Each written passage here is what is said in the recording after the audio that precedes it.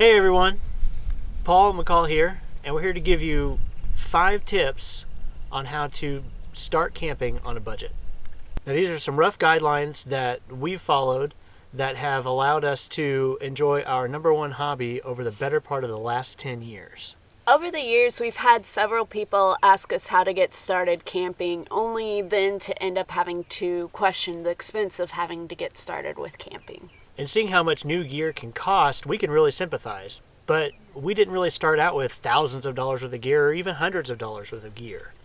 So we came up with a concise list of tips to help someone get started with camping and what kind of can be more important. So here's tip number 1. Purchase or borrow secondhand. Don't be afraid to look at secondhand stores, thrift stores, stuff like that for different camping gear. I've been in thrift stores before and seen camping gear before, and I mean it's pennies on the dollar compared to brand new gear. The good thing is gear hasn't really changed over the last several decades. They just maybe look a little different or behave a little different, but the good thing is that the gear that you can buy in a thrift store is pretty well just going to be about the same type of gear that you can find in the store brand new. Another option is to ask friends and family for old used gear. If you have friends or family that do a lot of camping and they've updated their gear, see if they still have the old stuff laying around. Maybe they'd be willing to part with it for you. The big thing is any old gear does need to be inspected, tends to need to be looked at to make sure there's no tears, or sometimes they can get mildew if they haven't been dried properly. Yeah, when it comes to tents specifically, you want to make sure that they get weatherproofed, so like rain or weather like that can't really impede on them. But also, when it comes to like cooking gear, you're dealing with propane, you're dealing with explosive gases. You need to make sure that your lines are all, they're not cracked, they're not weathered, all the seals are sealed and stuff. So just give old gear a good once over. That's actually how we got our first tent. It's from my mom. It was an old piece of gear that she had that she wasn't using anymore. So hey, free tent. Same with our stove. Yeah, it's the same story with the stove. We didn't buy that stuff. So tip number 2. Focus on shelter, food, and comfort in that order. And when we're talking about shelter, we're talking about things that protect you from the elements. Not just a tent, but also good clothing, right? Something that's going to be able to protect you should you find yourself in inclement weather, should you find yourself in a situation where ultimately your health or maybe even your life could be at stake. We put food second because ultimately you can live on granola bars and cold cut sandwiches. You don't have to have a big fancy stove that can cook all the meals that you feel that you want to cook.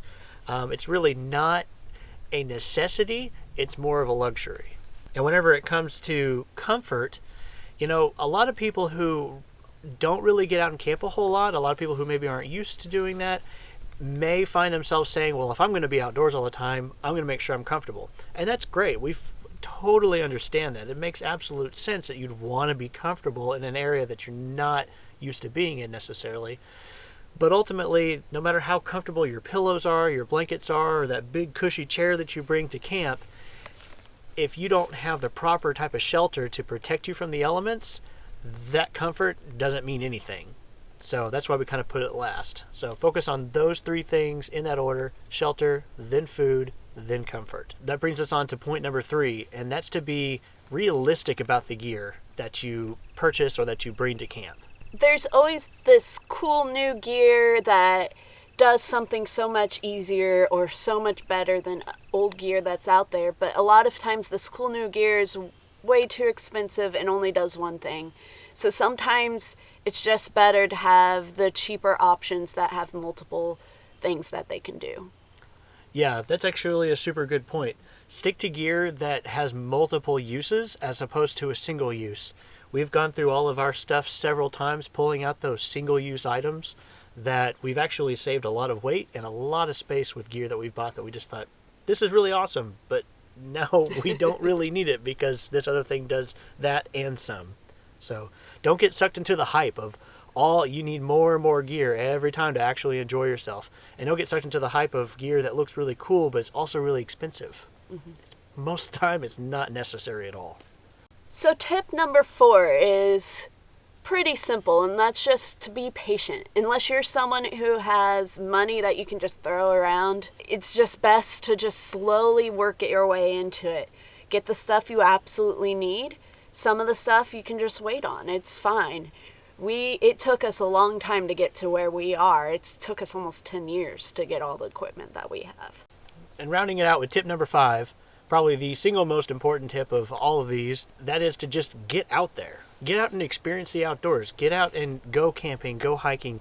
Just any time that you get a chance to, if this is something that you really want to experience, or if you're like us, where like this is a hobby, just go out and do it. You absolutely have to. If you never do, then you'll never know if you like the hobby. You'll never know if it's worth to keep pursuing the hobby. And you'll never know what gear you need. If you never get out, yeah. You don't know what you need to buy. Yeah, absolutely. You know, if you find yourself in a position where maybe you feel like you can't afford gear, then join friends or family who are going out. And if you have friends and family who aren't, then, well, try to follow some of the tips that we're laying out here. And just one final thought before we go. Expenses in the eye of the beholder. Really, if it's important to you, then you really shouldn't let money be a limiting factor in pursuing your hobbies. Any hobby can be expensive if you let it. Just be patient and frugal. If you feel like you might not need it, then wait and see. Do some more outdoors things to see if you do.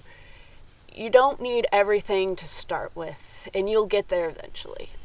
There's been a lot of times where we felt like, hey, it'd be really nice to have this piece of gear, whatever it was. And we thought, you know what, we're going to hold off and see if we need it, because maybe it was kind of expensive. And you know what, we still don't have it. There's still a lot of stuff that we haven't ever purchased, because just because somebody says we needed it doesn't mean that we actually did.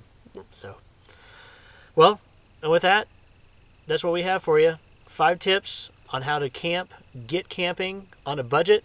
We've been there. So many other people have been there. We know you can too. So with that, happy camping, safe travels.